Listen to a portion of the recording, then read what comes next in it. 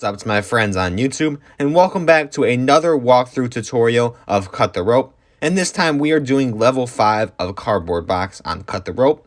If you missed the first box in this Cut the Rope series, I went ahead and got a 3-star on every single level and also recorded it in one giant video compilation. So if you want to go ahead and get a 3-star on all of those levels, go ahead and watch that video. It's going to be linked in the top of the description there.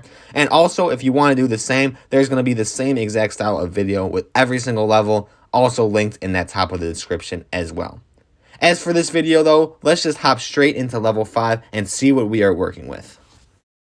So hopping into level 5 now, this is kind of just a game of making it move around the ropes. I'm doing it kind of quickly here, but if you just see what exactly I did and what ropes I caught, the key is just at the bottom. The rope is going to swing and likely hit the spikes there, but if you use the balloon, you have to make sure that the balloon momentum's it and it doesn't go all the way and it stops the momentum instead of swinging into the ropes. And then from there, you kind of just play around with the balloon. Like all balloons, you have it swing until you think it's right over Omnom's mouth, and then you could cut the rope and have the momentum of the candy go into his mouth. But if you do mess up, you could always restart and just start from scratch and do what you got to do.